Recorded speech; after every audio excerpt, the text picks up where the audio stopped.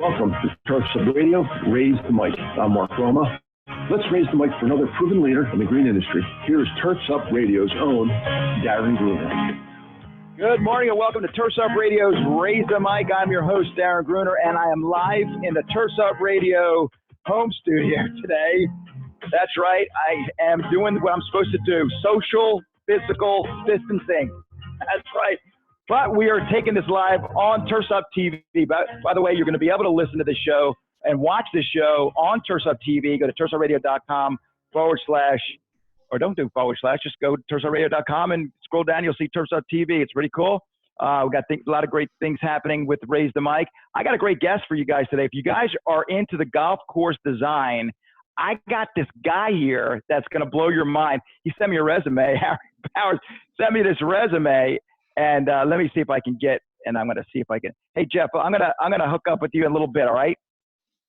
Okay. And let me see if I can. Penn State guy. There he is. I know. There he is. I'm gonna. There you go. Thanks a lot, Jeff. So I don't know what that was about, but anyway, I love it. But we're here. I'm gonna talk to this. So let me see here. I'm gonna just scroll down here. I got.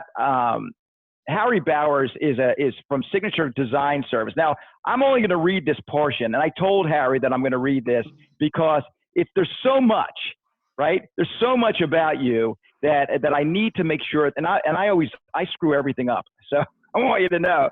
But Harry Bowers brings to the design team over 30 years of golf course design and construction experience, as well as experiences as a competing amateur player. At least, you could say that you do that, which is cool. We all think that we're players, but we're not, right? and that it's provided him with invaluable experience in design. Think about this. The more you play, the more you understand how you want the ball to roll, guys. So this guy, he's an amateur player. I'm sure he's damn good. You're going to tell me about your handicap in a second because I want to know about that. And he understands, obviously, the necessary skills that makes it, the playability. In addition to working with legendary architect Robert Trent Jones Sr. as a design associate, Harry has developed his own design studio and works with PGA Hall of Famers, Hall of Fame golfers Raymond Floyd, and we all know who Raymond Floyd and Curtis Strange are, right? We all know who they are. Cool. That's interesting. See, I'm telling you, there's so much that you and I could talk about. I grew up watching these guys play. And I'm like, and now, and these guys, it's pretty cool. Your collaborations, coupled with the wealth of experience and knowledge gained through the more than 70 golf course projects. And guess what? Every one of his golf course clients get to pick his brains with all. It's pretty cool. And I go through the reason why I like to read. There's so many. Think of Boca Resorts, Morehead City. I mean, there's a lot. They're Old Palm Golf. In Palm Beach Gardens, talking about, man, you're all over the place. Illinois, Michigan. I'm looking at South Carolina. God, this is incredible. So if you're into golf course design, hey, can a landscape designer can they do that? Can they go from landscape design? Can I? Yeah. Can I go from a landscape design field, residential, to start designing golf courses? That's what I want to know. Sure, Darren. Pete Dye started out as an insurance salesman, so that's pretty crazy. The golf course design business is very eclectic. We've got just about everybody, Yeah, I remember when I left Robert Trent Jones, Reese Jones, his son, kind of cornered me and said, "What are you doing working with these tour players? Why they don't know how to design golf courses?" And I remember thinking at the time, are you kidding me? I mean, these guys, most of the great architects of the turn of the century were all golfers first.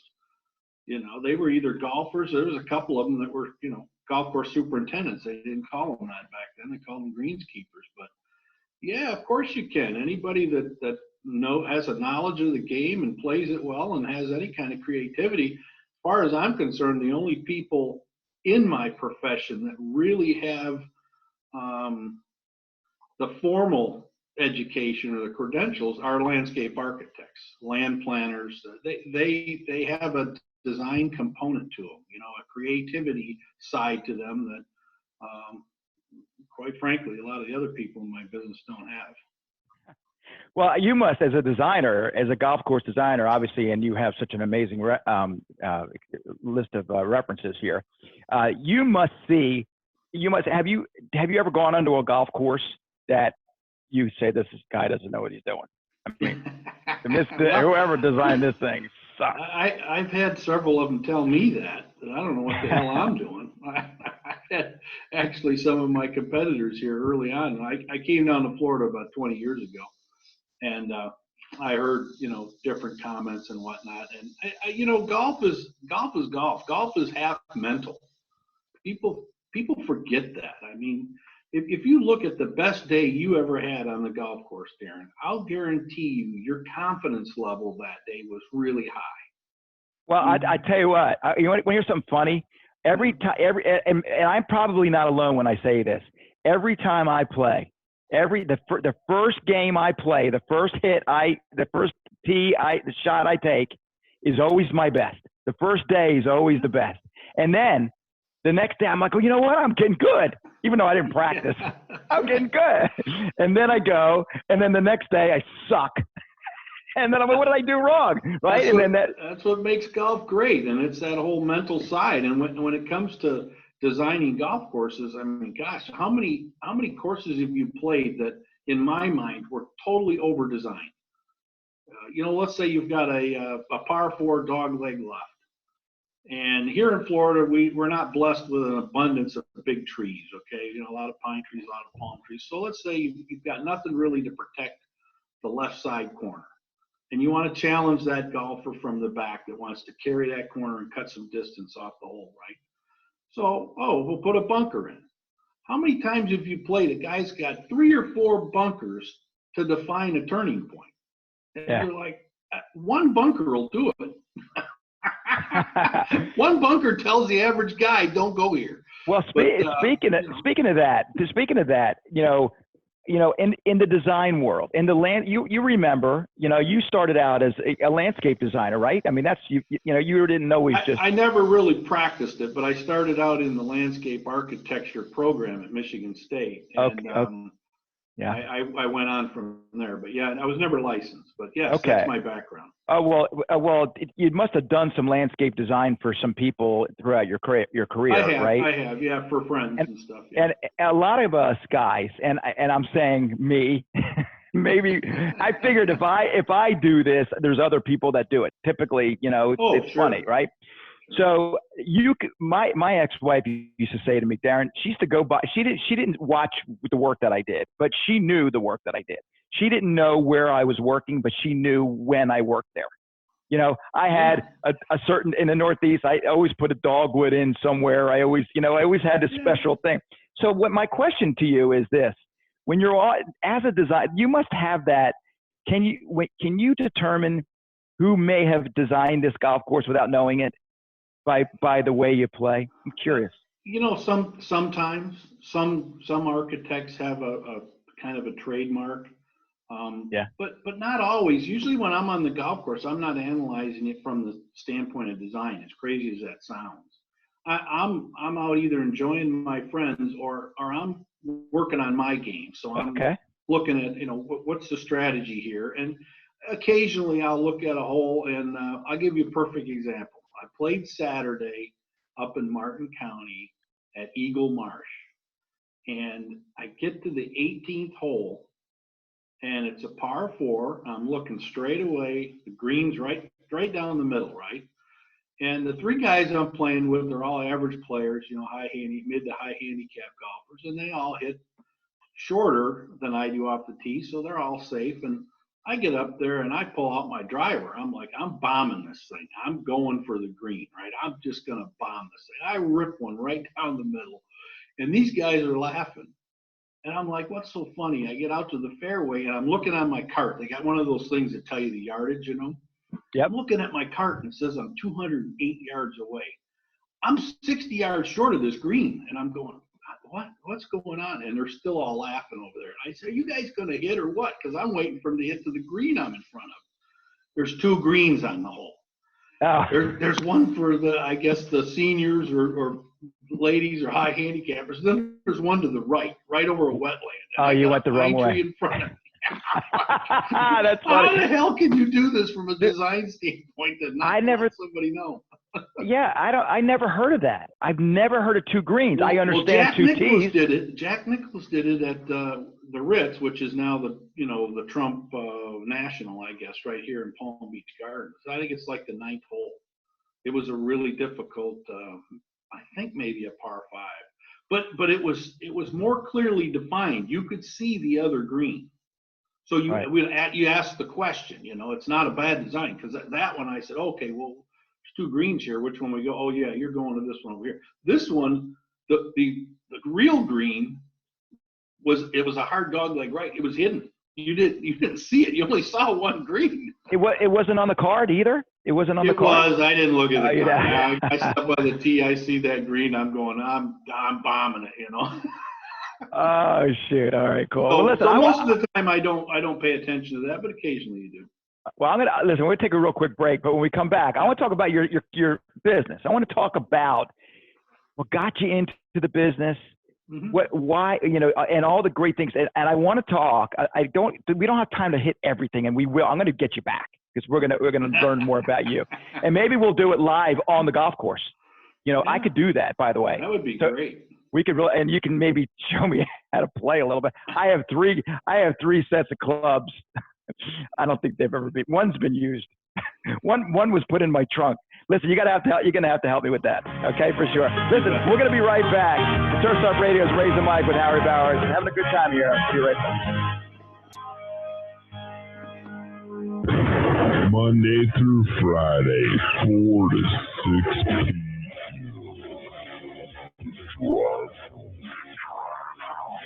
Drive home with Master Grass Tractor Martin.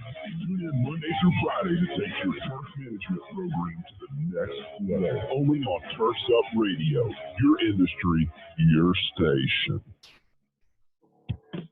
Hi, Scott from More Madness. Ferris allows you to experience turf care on a whole new level with soft ride stand-on mowers. With their patent-pending adjustable operator platform and suspension technology, these premium stand-on mowers from Ferris let you work faster, take on more jobs, and finish the day feeling good. Step up to a new level of comfort and productivity with the SRS Stand-On Series mower. Ferris, work hard, feel good. Go to ferrismowers.com for a dealer near you. You're listening to Turfs Up Radio, the only radio station of its kind dedicated to the green industry. Now you can even ask Alexa to tune you in when you're home. Hey, landscape pros, are you tired of digging through rocks and roots and breaking shovels in the process? Then it's time you checked out the Geo Ripper 616. It's a landscaper's dream. With the Makita 6 Series 2-cycle engine producing over 4 horsepower of raw performance, the 616 digs deep in up to 16 inches of the toughest soil. Lighting, landscape, and irrigation contractors already love this improved lightweight trencher with its ability to get in and get out faster, easier, and with less ground disturbance. And you will too. This redesigned Geo Ripper 616 comes with 2 heavy-duty digging chains and a whole mess of helpful extras. To learn more about the Geo Ripper and how it can help you out in the field, visit georipper.com today.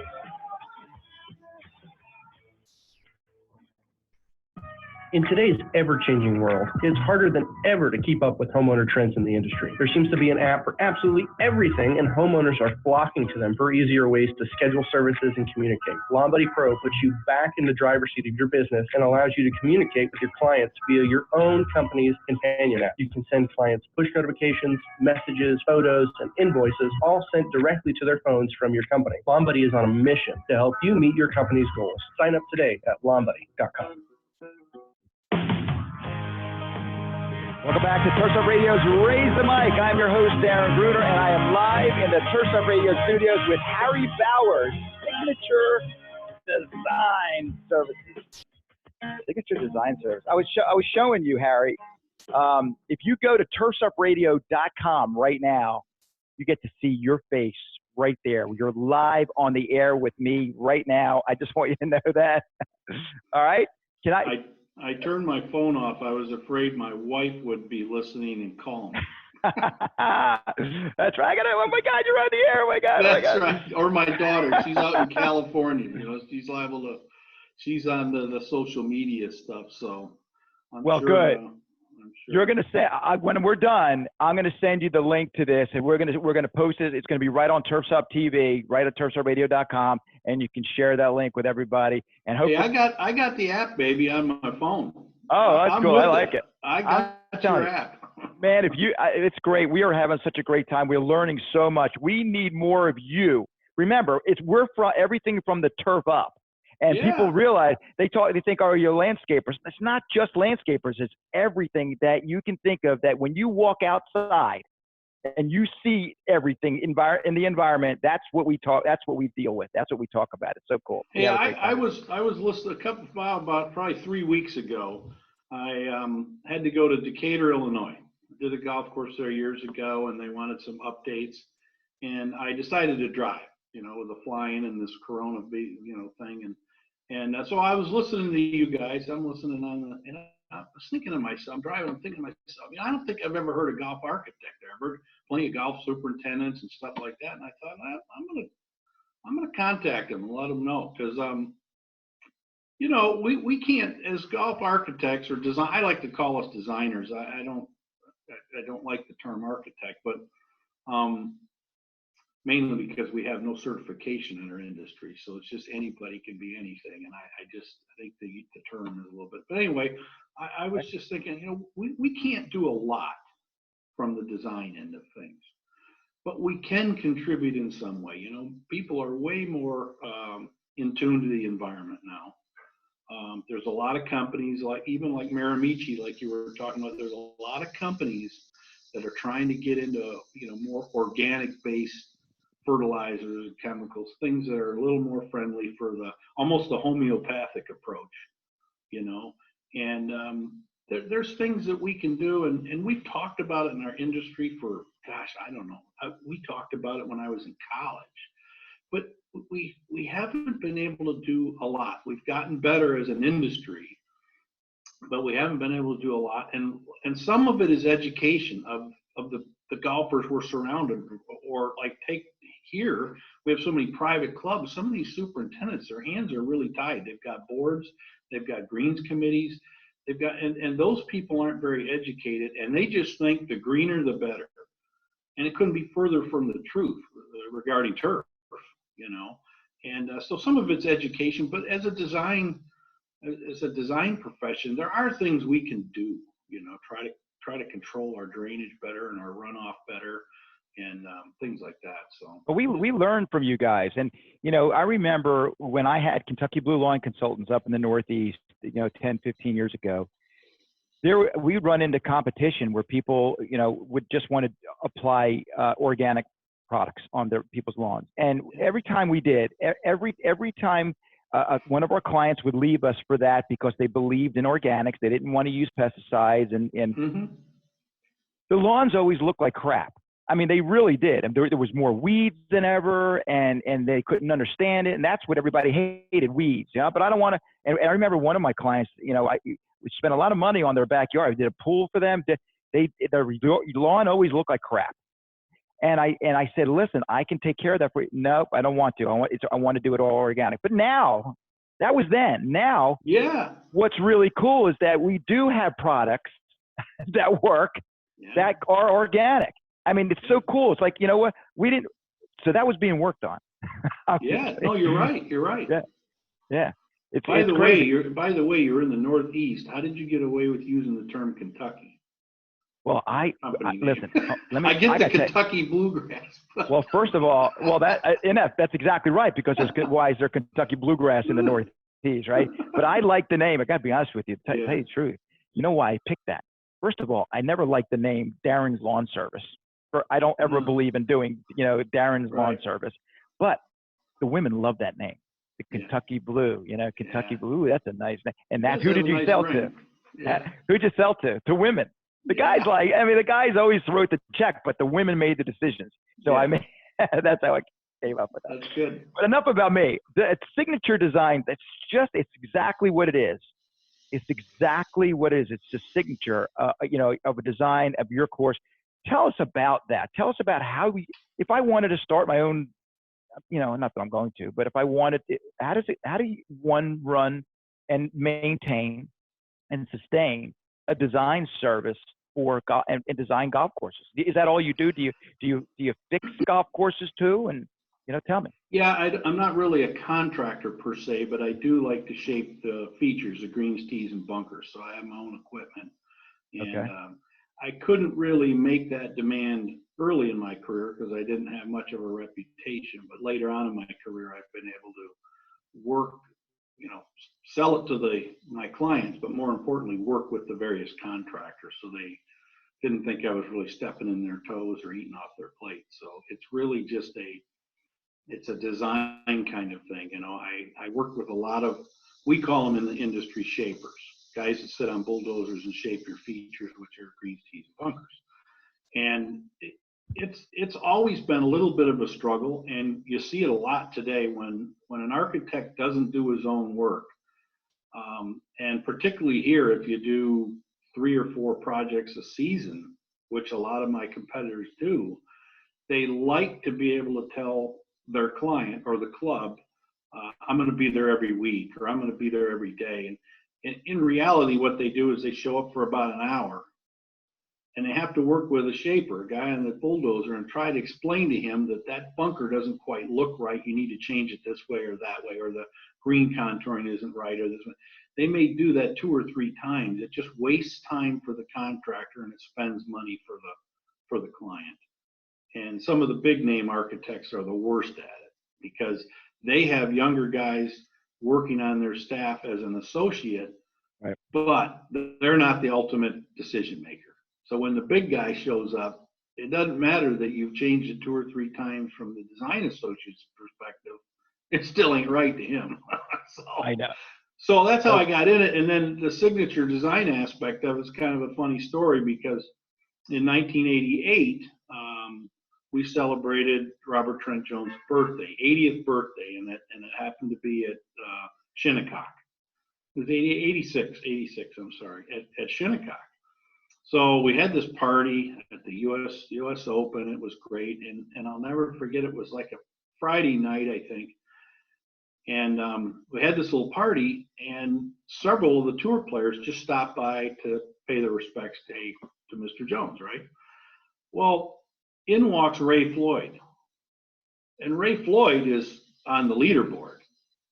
And I was impressed from a playing standpoint. I was like really impressed. Like, this guy, how's he going to take the time to do this? And he did it. Didn't stay very long, but he did it. And I was really impressed with it. And lo and behold, I go on my own a few years later, and I'm kind of struggling. And I get a call from Ray Floyd. And he says, well, I'm looking at this project. I've tried to work with a couple of other architects, and you were recommended. And he didn't even remember meeting me at Shinnecock. And that's how it started. And I thought to myself, most of the guys will say, well, it's so-and-so and Ray Floyd, or so-and-so and Curtis Strange. And I thought, the client really doesn't care who I am other than my experience level. They're hiring and paying for the tour player. So I've kind of been, a friend of mine used to say, well, you're kind of the back of the house. And I say, yeah, I'm the back of the house. So that's how it came up with signature design, because I did do a fair amount of my work with different tour players. And although I only list Ray Floyd and Curtis Strange, I've worked with other tour players too. But for years, Ray Floyd was my guy. That's the only guy I advertised. Well, he's kind of retired now, other than doing some work at Old Palm where he lives. He's just enjoying life now, When a couple of years ago, when we were up, when I was doing the show at iHeartRadio, we just turfed up the show at 9 o'clock. We would go down to Broken Sound to the old course, mm-hmm. and we would broadcast live from the opening. They were the seniors. They're not the seniors anymore. They're I don't remember the seniors champions. Yeah. They're not called. What are they called now? I don't know. The legends or something. I don't know. Oh, maybe. The legend. But I remember. So I ran into to John Daly. John Daly was there. He's a funny guy. He's always got his. Have you? Yeah. You've met him, I'm sure. Yeah. He's always got his cup, his big gulp cup with him, and the loudmouth clothing. He's funny. So I go up to him. He pulls up there. Our setup is right at the practice putts. Right. We're talking about you've been there. And John Daly comes up. He's getting ready to practice, and he pulls up in his golf cart. And I walk up to him. He's right there. I said, well, hey, John, how you doing? I'm Darren, Turfs Up Radio. And he looked at me. He goes, yeah. I said, hey, man, you want to do an interview with me? And he goes, nah. And he just left. I'm like, son of a bitch. Like, what was that about? He didn't even give a crap about me. Damn it. I've only had a few, I don't want to call them bad experiences. I've only had a few experiences that I didn't think were very professional with the tour players. Most of them are pretty darn good guys, and they're pretty knowledgeable about golf course design. They just don't know it. They don't have any confidence with it because it's in their mind it's out of their realm, But most of the time you get them out in the site and you start talking about things, man, they have all kinds of ideas. I think that's great. I mean, it's good to have somebody like that in your pocket too, and I'm sure, like you said, you're an amateur player. You're probably really good. And, and that's what helps you along with your golf course, design. But to have a couple of those guys, like you said, you just list a few, just have a couple of those guys in your ear. Hey, what about this? What about that? It only makes you better, right? It only makes you better. That's the way I look at it, Darren. I look at it the same way. I've always said, if you look at any great golf course in the world, probably, but any great golf course has been touched by multiple people. Yeah. I don't care if it's golf course superintendent, if it's the landscaper, if it's the club president, there are plenty of people. I mean, I was fortunate enough to renovate a Ronimink in Newtown, outside of Philadelphia. I know where Newtown is. It was an old Donald Ross, and this was way back in like '85 or so. I was with Joan. But I remember we had Jay Sigel was the resident best player there. A guy had won everything in the world. Very quiet guy, but I got to sit with him one time, had some great ideas. I sat with a guy that was at the time like 96 years old. He showed me black and white photos that he took from a biplane in like 1928. There wasn't even any trees on the golf course at Ronimink. And if you've been there, it was that the trees made that place as far as I was concerned. The Ross greens, but the trees. And there wasn't hardly a tree on it. And I asked this guy, I said, how did you get so many beautiful, mature, deciduous trees on this golf course? He said the first superintendent we had, or he called him a greenkeeper. The first greenkeeper we had was from Germany, and he was an arborist. And he planted all those trees. Thank God. So you tell me, and they just redid the darn thing, and everybody was raving about it. And I was hearing that they took a bunch of trees out. And I said, oh my God, the tour, if they took a bunch of trees out, the tour players are going to tear that. They're going to eat it for lunch. And sure enough, they played one of the big world golf events there a year or so ago. I think the winner was 25 under par. I was like, oh my God, they've destroyed that golf course because the trees made it. You can't take trees out and put in fancy bunkers and expect the tour player to be rattled about that. He could care less about a bunker. I mean, that is, listen, trees make everything. That's going to bring us. I'm going to take a break real quick, but I want to talk about what the correlation between designing golf courses and designing landscapes is. Sure. I want to talk about and what's happening with the green with the green industry and how that it's all kind of tied together. All right, we're going to talk about that and much more. We'll be right back. Turfs Up Radio's Raise the Mic with Harry Bowers. Turfs Up Radio, your industry, your station. You're listening to an exclusive presentation of Raise the Mic. Be sure to stay tuned to hear more from this week's featured guest only on Turfs Up Radio, the only radio platform of its kind dedicated to covering the green industry and spotlighting the achievements of green industry professionals like you.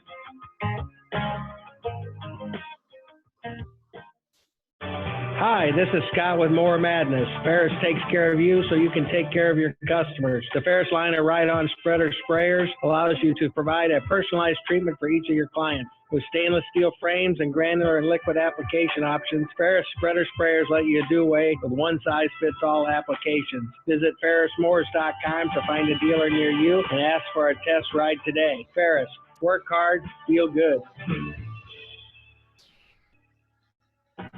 Hey, Turfs Up Radio fans, do you know what time it is? That's right, it's time for Turfs Up Radio. Now you can catch us streaming live 24/7 with pro talk, pro tips, and pro interviews. Simply visit turfsupradio.com. Hey, Turfs Up Radio fans, keep missing industry events but want to stay up to date on the action? Then simply download the Road Fuel Podcast by Turfs Up Radio on your mobile device. You'll hear everything you missed, including great interviews with showgoers and vendors keeping you in the know. That's the Road Fuel Podcast by Turfs Up Radio, or simply visit turfsupradio.com/Road Fuel. Hey, it's Julie with Mower Madness. Red Max wants all their customers using the best equipment. So guess what? They want you to try it free. Just go on over to @TurfsUpRadio on Facebook and give our page a like. Then like, comment, and share the cover photo. That's it. You're in. There's a new giveaway each month, but don't miss this one. Who doesn't like free stuff? Head on over to Enter today.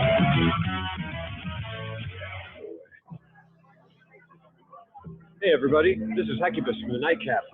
I'm just sitting here relaxing in the vault with my friends and a tasty pint. You should stop by and listen in sometime. I'm here every Monday through Friday, 8 to 10 p.m. Eastern, live only on Turfs Up Radio. Your industry, your station.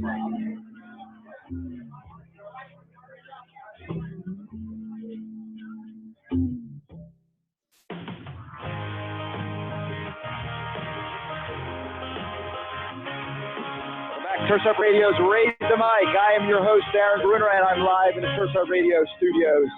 Well, home studio. Anyway, it's not home now. Who better? We all better be home, right, Harry? Yeah, that's right.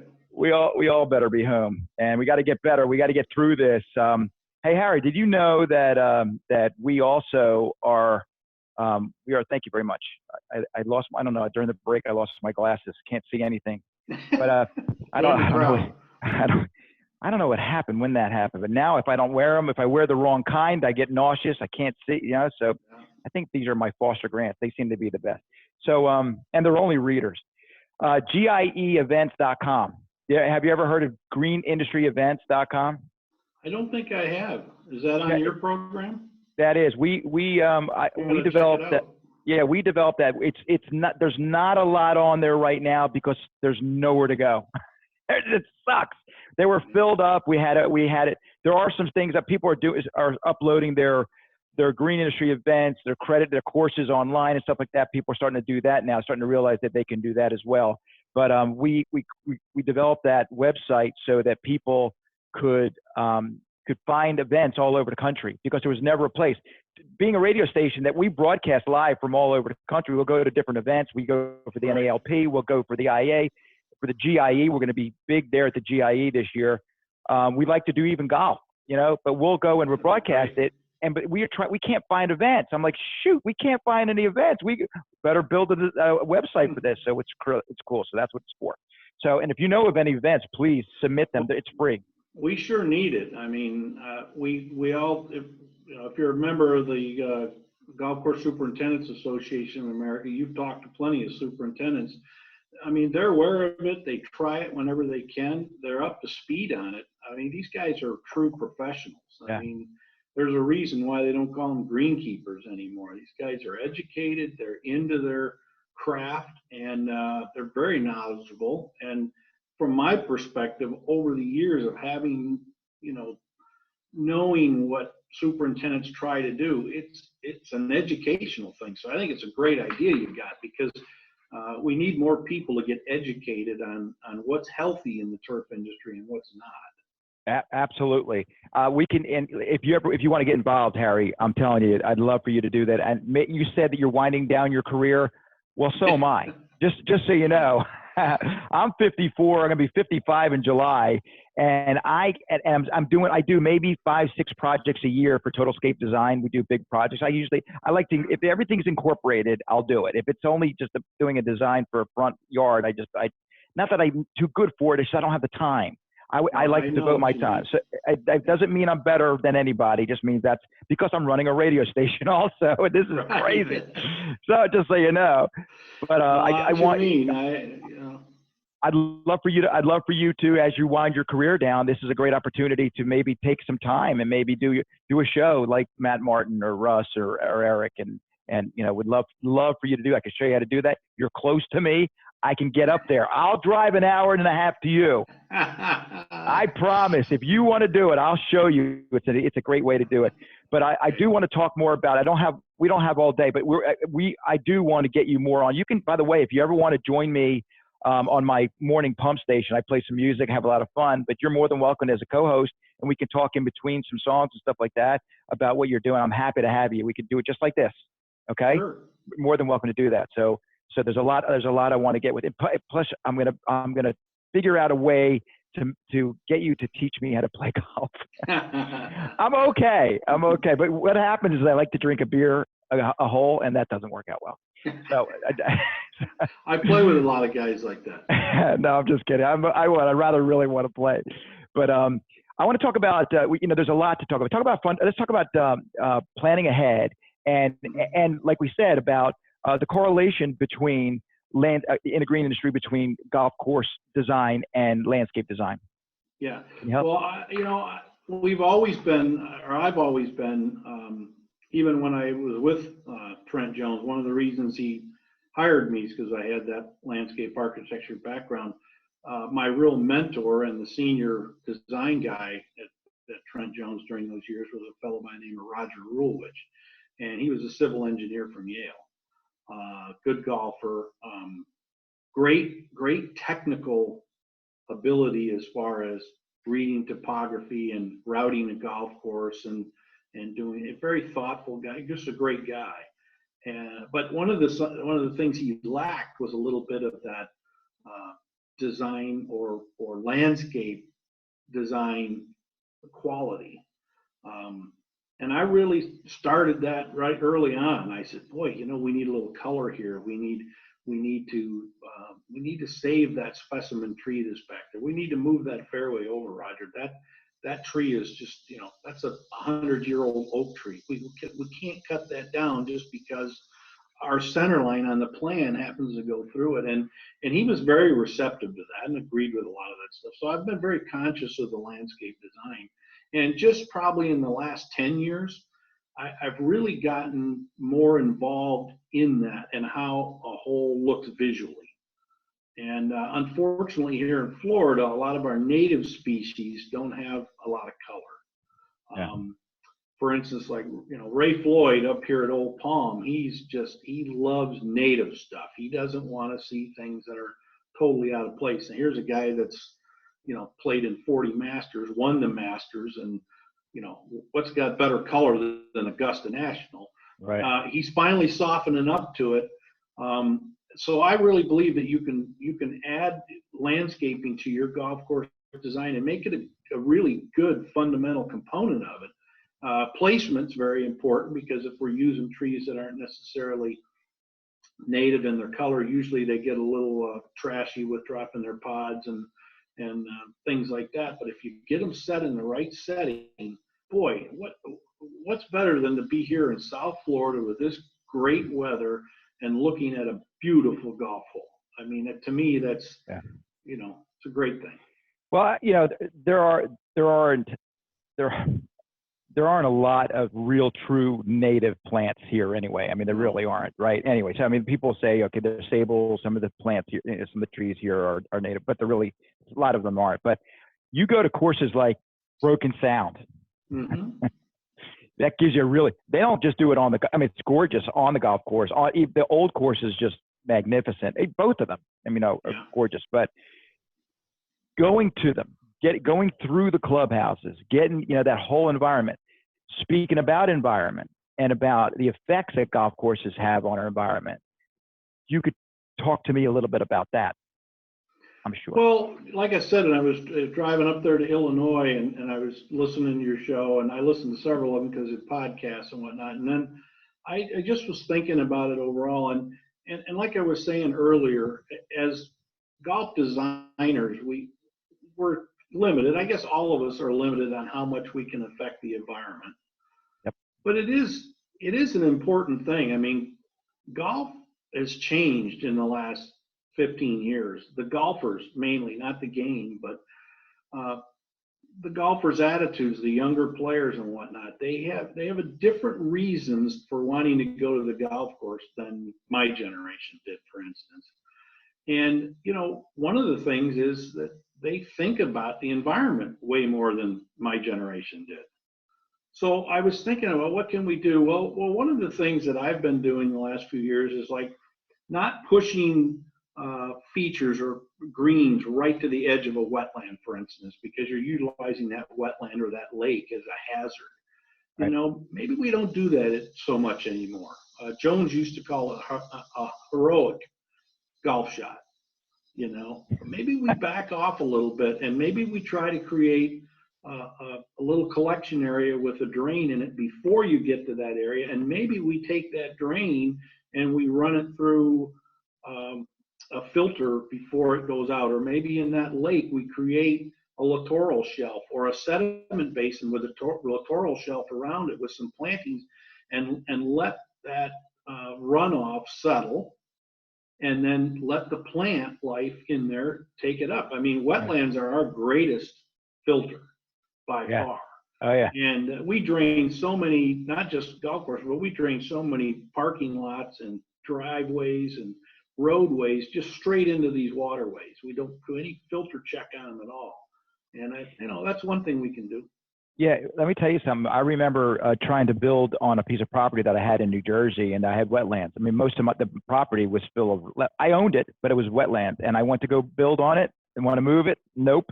Yeah. Because they knew what it means to our environment. That's right. And you know, I don't know, are you trying to say what Cindy Code from Project Evergreen says every day, that parks are the lungs of our city? Yep. And I believe that the golf courses are too, because that's the truth. I mean, you have all that green space, you have the trees, and you have the grass, and you have all the wetlands and stuff like that. You know, we do golf courses, and it's not uncommon for a golf course to be in its state for 80 years or longer. Yeah. And that's all living plants there that are taking up those nutrients, taking up those particulates, and filtering them. So we can do things. I mean, one of the things I started doing last few years, a guy turned me on to chamber drains. You know, traditionally, like in a bunker or something, we'll do just regular perforated pipe, pack it in stone, and let it go. Well, these chamber drains, they're used in leach fields. And there's no stone. You put filter cloth over the drain, and then you pack it in a coarse sand. Well, they work great. They're not used very often in the golf industry. They don't add much in the way of cost. I mean, drainage per square foot, per linear foot, per pound, however you want to do it, drainage is a very small percentage of most golf construction budgets. But I was thinking, why can't we use that chamber drain, even if an architect doesn't want to specify the chamber drain in the bunker and he wants to stay with his 4-inch tile or whatnot, before it gets to that waterway, run it through a few sections of that chamber drain that comes through. It basically builds up in the chamber and then slowly leaches out through that sand. Why is that a bad idea? That's not. Why would you do that? That's what I'm saying. Every little bit, every little thing that we can do in our industry, hey, it's doing something at least. Yeah. You know? Yeah, I love it. I want more information from you. I just don't have the time today, but I do. And I like the way you're thinking. It's not just about going out and designing a course, all the little things that you do. Listen, we talk about this on a smaller scale compared to golf course design, landscape design. The first thing, my father was an engineer, just so you know, and he told me, before you do anything, understand that water is going to be your biggest friend and it's going to be your worst enemy. And you have to understand that before you do anything. And you got to, everything you build it's got to be from the foundation up. Don't think about cosmetics first. Think about how it's going to last the longest. And the guys that listen to the station and listen to me during the course, when I talk, I always talk about me doing pavers. I always offer the lifetime warranty on my pavers. You know why? Because I know my base ain't going nowhere. No. I don't care about what paver I'm using. I don't give a crap. If I have to replace some pavers, who cares? But the base is the most important part, and that's the hardest work that you put into I it. tell my clients when they ask me to define my design style, I said, well, I don't really necessarily have a certain design style. I think it needs to fit the environment. But I always tell them my design philosophy is form follows function. Yep. If it doesn't function, what the hell's the point? That's right. That's exactly right. Listen, we got a lot going on, but the best part of this show, besides having you on as a whole, is the firing round. We got the firing round coming up, and that's the fun part. That's where you can win some stuff. So that's really cool. We got that and much, much more. Turf time right now is 9:43. We'll be right back with Turf Radio's Raise the Mic. Hey, this is Julie, your host of Mower Madness. You're listening to Turfs Up Radio, the only radio station dedicated to the green industry. Be sure not to miss a new episode during the Turfs Up Radio podcast block every Monday through Friday between 2 and 4. We'll help you survive the good, the bad, and the ugly in the green industry. That's Mower Madness during the Turfs Up Radio podcast block every Monday through Friday between 2 and 4 Eastern. And remember, Turfs Up Radio, your industry, your station.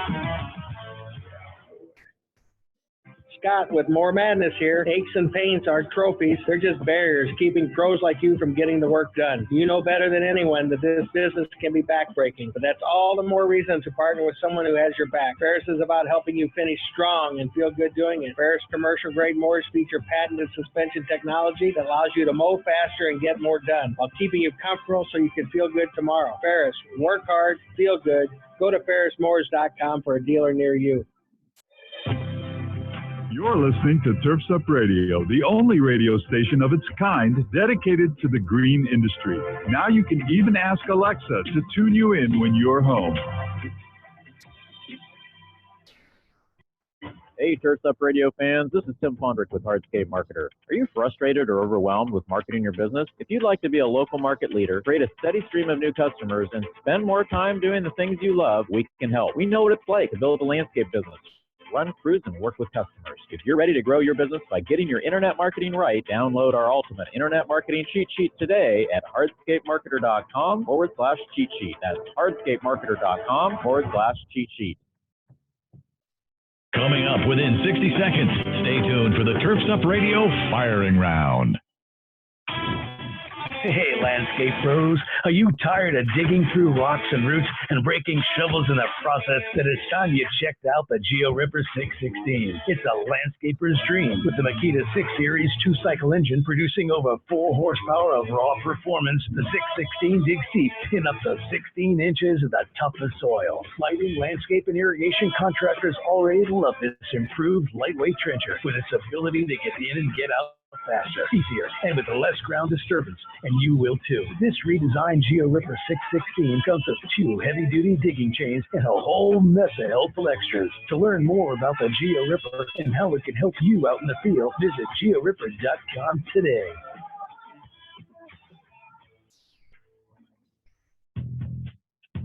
Well, you know what that music means, don't you, partner?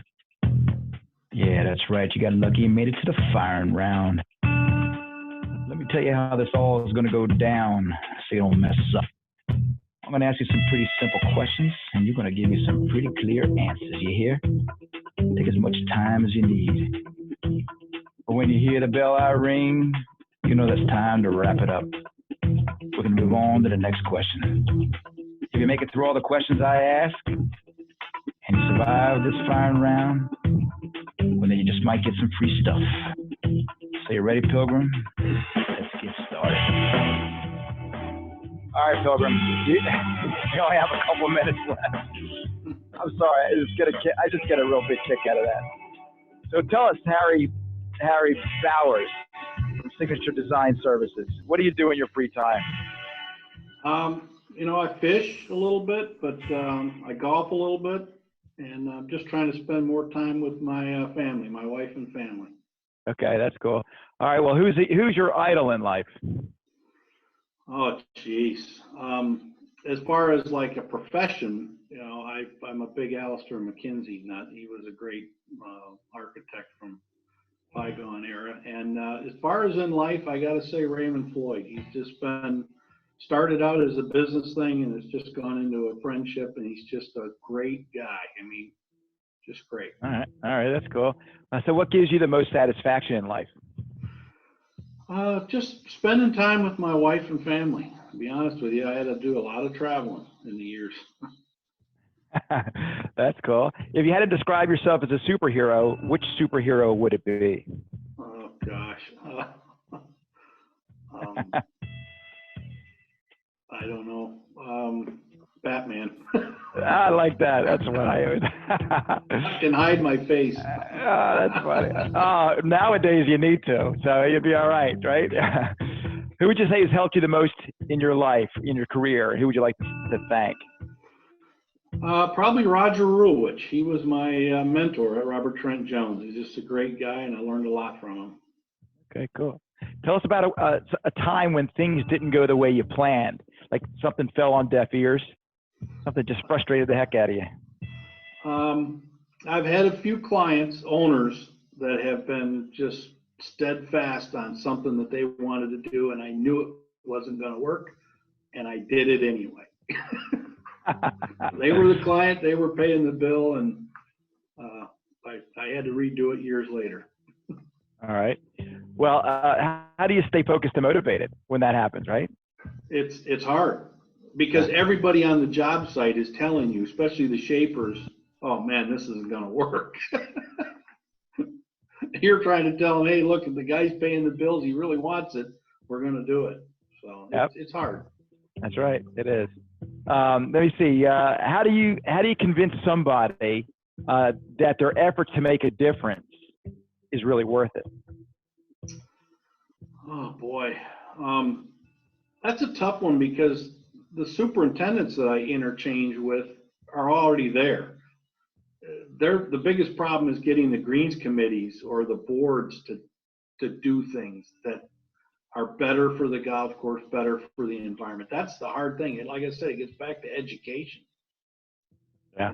We overwater way too much here in Florida. We over-fertilize, and it's not because the superintendent wants to do it. It's because he's got somebody above him saying, listen, we're too dry, we're off color, we're whatever. And it's just a struggle to educate them that you want to keep that plant hungry and looking for nutrients and water, because that's when it's the healthiest. Yeah, that's right. That's right. A year from now, we're celebrating what a great year it's been. What's been achieved? Oh boy, I don't know. The people I know in the industry that I've gotten to know, people like yourself now that I've just met. You know, I feel like I've known you because I listen to your show, but it's just great. I love the golf business for that. You just run into so many people. Yeah. You know, last night I had dinner with some friends of mine at a birthday party, a small one. We were all social distancing, but I got to meet a young guy or an older guy, but he was from Connecticut. And I'd heard his name because when I went to work for Mr. Jones, competing in those events, there's no tougher amateur competition than the Met. That's northern New Jersey, you know, New York, Connecticut, and the stories. It was just great sitting around. We had some cake and we all talked about old golf stories. It was fun. Yeah, that's cool. And well, here's the last one I got. If you find a lottery ticket that ends up winning $10 million, what would you do? I'd probably give most of it away to charity, believe it or not. I know a lot of people say that, but I'd give it to some church organizations that do great work, and then I would truly retire. I think I'd just play golf. There you go. That's cool. Well, you did a good job. I appreciate that. See, that was easy. Now it's nice, and now we got some nice. Just now we can relax a little bit. Let's got a great get together show. and play golf, Darren. I would, if you have patience. Wait a minute. What's your sign? Tell me what your sign is. When were you born? Pisces. You're a Pisces. Okay, you can handle me. Renee's a Pisces. There you go. When's your birthday? February 26th. Okay, there you go. All right, cool. All right, she's the first. So yes, you can handle me. And so I'll go play golf with you. Have you played golf with Shannon yet? No, we never played. We never played golf. I've never seen him. I've never seen him play golf. Never. There you go. That's what you got to set up. He's told me that if I wanted, I could go over and play on the course with him. There you go. We should give him a call. Either that, or I can try to bring you up here to Old Palm and let Ray Floyd give you a few tips. That would be. Are you kidding? If he's really going to be there, if I can meet him, that would be phenomenal. To have the two of you next to me, that would be so cool. That'd be great. I'd love that. So, listen. Speaking about events and stuff like that. And by the way, I have to come see you anyway because you survived the firing round. Guess what you get? You know what these are? I love it. These are boxers. These are Turfs Up Radio boxers. I love it. They're not and they're comfortable. I wear them all the time. There you go. I went out and spent a lot of money to have these designed, and I've got like 8 pair that I keep wearing. So I'm going to bring them to you. Hey, you're in South Florida. You got to be comfortable. That's right. That's right. I have to be, and I can't leave the house. And then I have hats for you guys too. So and you said your wife, she's a big fan of yours, and hopefully she listens to Turfs Up Radio. And tell her if she listens to Turfs Up Radio, I'll bring her a hat too. There you go. So tell us. We have a couple more minutes. That went pretty quickly. We have a couple more minutes. What's going on? I mean, this is the time we talk about our events and things that we got going on, in the future. But we don't have plans. We have ideas that we want to make plans to go somewhere. I'm going to tell you something. The prices of hotels are going to skyrocket because the supply and demand. Oh yeah, you want to come? It's going to be $1,000 a night where it would normally cost you $100. It's going to be crazy. People are going to want to get out of the house, right? Well, my daughter, who just got married in October, she works for the city for the power company in the city of Pasadena, California. Her husband Andrew works for Jet Propulsion Lab. He's on the Mars rover too. And I just booked cheap airline tickets going out to see him. And honey, yeah, I went ahead and did it. I know I didn't tell you. They're cheap, but we booked them for late June. We're hoping that most of this will be over, and we're going to go out there and see them. And my son-in-law Andrew is kind of a novice golfer, but he's really interested in it. So I'm going to take him play golf and give him a few lessons and enjoy some of California. That's how about you? I hope June works. We had a little bat mitzvah to go to. Yeah. In New York City. I love going to New York. So in New Jersey. So we had a bat mitzvah to go to in June. We have a tentative a date that to reschedule in September or October. And no, I don't want to go then. I want to go in June. Yeah. But there's other things that are happening. We have the GIE Plus Expo. I don't know if you know this, but we did a live broadcast at the Northeast Hardscape Expo in Connecticut in March 11th and 12th this year. Just missed it. If it was one day later, they would have been canceled. We were the radio station that broadcasted from right in the middle of the entire action. It was a competition, and we covered it like a sporting event. It was kick ass. That's cool. Great. Dude, it was cool. You would have loved it. I'm in the middle of my segment. I get up, I turn around, and I bumped into, it came up on stage, Warren Sellers, who was the owner of the GIE Plus Expo down there in Louisville, Kentucky. He turned around, he looked down and said, "What are you doing here?" And he goes, "Darren, we're doing this at the GIE this year. I want you everywhere." I'm like, I would love to. My God, we would love to be able to do that for Warren Sellers and the GIE Plus Expo. But we're excited about that. A lot of great stuff. Make sure you do, because we want you to be part of this. Listen, you're not the only Pisces that's part of the Turfs Up Radio team, by the way. We got Wayne Bowles. He's also, if you heard, he's got Profits Unlimited and stuff like that. Listen, I'm really excited about everything, about the things that you do and how everything brings together. Let's talk for sure. I'm going to just hang on a second. I'm going to close out the show. Guys, thanks a lot for listening to Turfs Up Radio's Raise the Mic. I am your host, Darren Groner. It was awesome with Harry Bowers from Signature Design Service. We'll talk to you soon. Turfs Up.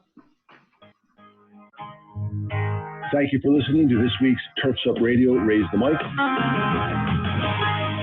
If you're a pro in the green industry and would like to spotlight your achievements and share your experiences, log on to turfsupradio.com/join us on air.